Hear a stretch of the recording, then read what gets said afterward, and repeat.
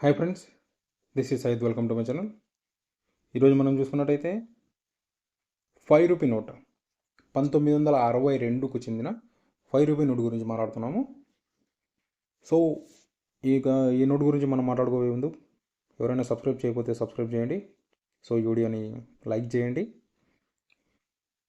So మనకు ఇంకా మ్యాటర్లోకి వెళ్తే ఈ నోట్ వచ్చేసి మనకు ఆర్బీఐ ఇష్యూ చేసింది.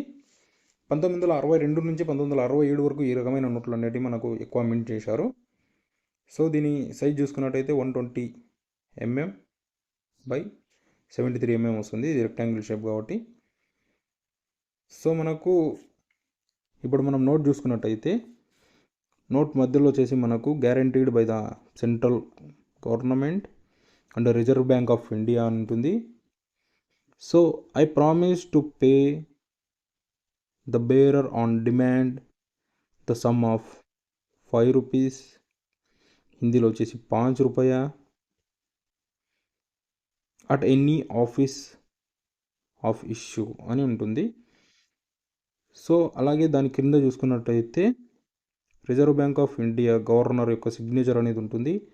రైట్ సైడ్ చూసుకున్నట్టయితే మన ఇండియా సింబల్ 3 లైన్స్ అనేది ఉంటుంది. దాని క్రింద వచ్చేసి మనకు సీరియల్ నెంబర్, ఈ నోట్ యొక్క సీరియల్ నెంబర్ అనేది ఉంది. సో లెఫ్ట్ సైడ్ వచ్చేసి మనకు only blank white colour window అనేది ఉంటుంది. సో మనం ఇంకో సైడ్ చూసుకున్నట్టయితే నోట్కి ఇటు పక్కగానే మనకు రిజర్వ్ బ్యాంక్ ఆఫ్ ఇండియా అని లెఫ్ట్ సైడ్లో చూసుకున్నట్టయితే పాంచ్ అని హిందీలో, దాని మధ్యలో వచ్చేసి 5 అనేది మనకు నెంబర్స్ షేప్లో వచ్చేసి 5 అనేది ఉంది. దాని కింద 5 రూపాయే అనేది ఉంది. సో మధ్యలో చూసుకున్నట్టయితే మనకు ఇవి 13 రీజనల్ లాంగ్వేజ్లలో వచ్చేసి మనకు ఇక్కడ మనం 5 రూపీ అని వచ్చే విధంగా ఇక్కడ మింట్ చేశారు. సో ఇక్కడ ప్రింట్ చేశారు కదా. సో దాని పక్కన చూసుకున్నట్టయితే మనకు రిజర్వ్ బ్యాంక్ ఆఫ్ ఇండియా వచ్చేసి మనకు ఆర్బీఐది లోగో అనేది ఉంటుంది. సో అలాగే దాని పక్కన చూసుకున్నట్టయితే వైట్ కలర్ విండో అనేది ఉంది. సో ఈ విధంగా మనకు ఈ నోట్ అనేది మింట్ చేశారు, మనకు ప్రింట్ చేశారు నోట్ కాబట్టి. సో ఈ వీడియో ఇంతవరకు ఫ్రెండ్స్.